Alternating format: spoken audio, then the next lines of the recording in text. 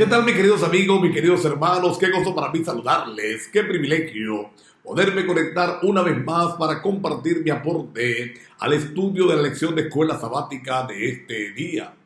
Alabo a Dios por esta oportunidad, le pido a Él que me ayude para que sea de bendición, de inspiración, de motivación para cada amigo, cada amiga que se acerca al canal, que la gracia del Señor nos ayude a comprender cada una de las enseñanzas que Él quiere compartir con nosotros y no solamente a entenderlas, sino a internalizarlas y aplicarlas para honra y gloria del nombre del Señor. Estamos llegando a la quinta lección de este cuarto trimestre del año 2024. Temas en el Evangelio de Juan ha sido el título de este trimestre. Y la lección de esta semana, el testimonio de los samaritanos. ¿Quiénes eran los samaritanos? En el año 722 a.C., Asiria conquistó las 10 tribus del norte. Antes de continuar, me gustaría hacer acá un poquito de historia para comprender cuáles son esas 10 tribus del norte y entender lo que está ocurriendo acá. Ustedes recuerdan que a raíz de la muerte de Salomón, el reino fue dividido, 10 tribus fueron dadas a Jeroboam y se conoce como el pueblo de Israel o las 10 tribus del norte porque quedaron hacia el norte, y 2 tribus entonces fueron dejadas a la casa de David, conocido como Judá o las 2 tribus del sur. En las tribus del norte, en Israel, 20 reyes gobernaron de Jeroboam hasta este momento y ninguno de ellos fue bueno. Todos hicieron lo malo delante de los ojos de Jehová. A todos se le acredita el mismo comportamiento y algunos hasta peor. Todos fueron violadores de la ley de Dios. Hicieron lo que mejor le parecía. Y a pesar de todas las advertencias que Dios había enviado, entonces en el año 722 terminó la gracia para ellos y Asiria les conquistó. Pero Asiria tenía una peculiaridad interesante para evitar revueltas, para evitar nacionalismos, para evitar que se sublevaran los pueblos. Y es que ellos entonces trasladaban a los conquistados de una nación y los esparcían por otras y traían de esas otras naciones y las sembraban, las colocaban allí en el pueblo recién conquistado. Esto hicieron con Israel. Trajeron gente de otro lado, lo sembraron allí y esa generación mixta que surgió es conocida como los samaritanos. Ellos establecieron sus propias pautas para adorar a Dios, adoptaron el judaísmo a su manera y desde entonces nunca hubo buenas relaciones entre ellos. Siempre fueron enemigos. De hecho, ustedes recuerdan que cuando las tribus del sur, Judá, los judíos regresaron de Babilonia, fueron los samaritanos los que se opusieron a la construcción de la muralla, a la construcción del templo. Fueron los samaritanos los que intentaron entrampar a Nehemías para que parara la obra, no continuara en la edificación de la muralla y de esa forma desalentar al pueblo. Ellos también, los samaritanos, habían construido su propio templo para adorar a Jehová allí en el monte Gerizim. Pero este templo fue destruido por un nacionalista judío llamado Juan en el año 128 a.C. Desde entonces, aunque no había templo, Gerizim era el sitio donde los samaritanos decían que debía adorarse a Dios. Más adelante lo vamos a ver en la conversación de Jesús con la mujer samaritana, cuando la mujer samaritana descubre que Jesús no es una persona normal, ella cree que es un profeta y le hace esa pregunta. Saben que entre los judíos y los samaritanos podían existir toda suerte de relaciones comerciales. Ellos podían venderse entre ellos. Todo lo que era comercio no estaba prohibido, pero de ahí a cualquier otra relación, a cualquier otro convenio, a cualquier otra forma de convivencia, estaba totalmente prohibido, estaba totalmente fuera de lugar. No se llevaban, no se amaban. Los judíos no le pedían nada prestado a los samaritanos, ni recibían favores de parte de ellos.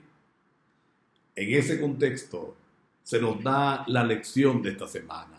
La primera sección, la sección de hoy, se titula El escenario del encuentro. Vamos a mirar en qué escenario, cómo fue que se dio el encuentro entre Jesús y la mujer samaritana. Cuando uno comienza a leer el capítulo número 4, va a encontrar que los fariseos comenzaron a sembrar cizañas entre los seguidores de Juan y los seguidores de Jesús, o intentaron de alguna manera destruir en los grupos que se habían formado. Empezaron a hacer correr la versión de que Jesús bautizaba más que Juan el Bautista, aunque Juan el evangelista, Juan el apóstol, nos aclara que Jesús no bautizaba, sino que eran sus discípulos los que lo hacían. Cuando Jesús empezó a escuchar esto, para evitar enfrentamientos, entonces él decidió irse de Judea a Galilea.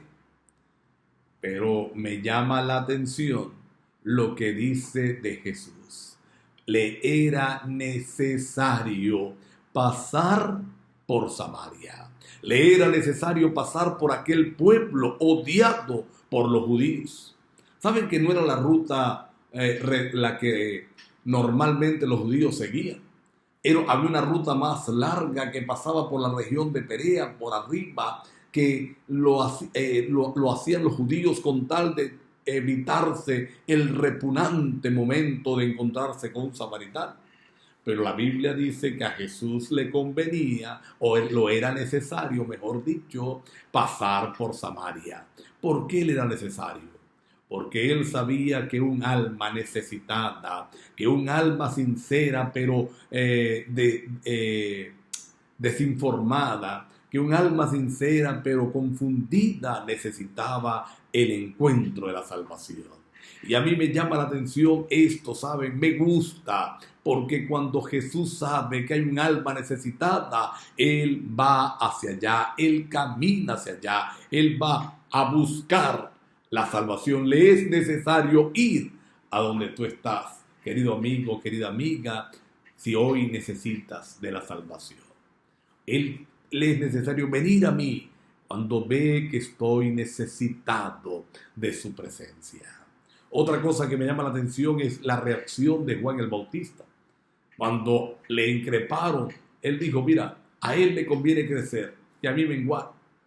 No era un hombre lleno de orgullo ni de prejuicios. Era humilde, entendía su posición. Y qué bueno cuando nosotros entendemos nuestra posición. La Biblia dice que Jesús se sentó junto al pozo de Jacob. Este pozo, que había sido construido por Jacob muchos años antes, estaba situado al lado de Siquem y quedaba, oye bien, de distancia desde Sicar, que era la tierra de esta mujer, a 1,5 kilómetros. ¿Por qué ella venía a ese pozo? ¿Y por qué venía a esa hora tan dispar? Ella venía a ese lugar y a esa hora para evitar encontrarse con las mujeres que normalmente iban a buscar el agua a la hora apropiada. Ella estaba cansada de las acusaciones, de los señalamientos, estaba cansada de las críticas, pero gloria al Señor que Jesús llegó a ese lugar. Y mira qué interesante, porque Nicodemo se esconde yendo a Jesús de noche, y esta mujer se esconde a pleno día, yendo a una hora diferente, pero a cada uno de ellos le llegó la salvación. A cada uno de ellos tuvieron el encuentro con la gracia divina, con la gracia redentora, con la gracia salvadora que transforma los corazones de los seres humanos si se lo permite. ¿Y qué ocurrió allí? Jesús pide un favor para romper el prejuicio, para lograr la atención. La mujer jamás le iba a ofrecer agua a él, pero ahora Jesús le pide el favor. Qué grande es mi Señor, cómo procura la salvación de los seres humanos. Si algún día alguno de nosotros se pierde, no será porque Jesús no hizo lo suficiente para alcanzarnos. ¿Será que estamos dispuestos a abrir nuestro corazón a Él? ¿Será que vamos a responder a esa invitación preciosa? Vamos a seguir desarrollando esta historia durante estos días para mirar el milagro y mirar el resultado grandioso de la obra de Cristo Jesús. Mientras tanto, ¿te parece que oremos para que Dios nos transforme, para que Dios cambie nuestras vidas, para que Él venga a nosotros y nos dé de su agua? Querido Dios, gracias por el relato que vamos a estudiar esta semana. Ayúdanos a comprenderlo, analizarlo, aplicarlo. En el nombre de Jesús. Amén. Mis queridos amigos, mis queridos hermanos, nos vemos mañana, Dios mediante.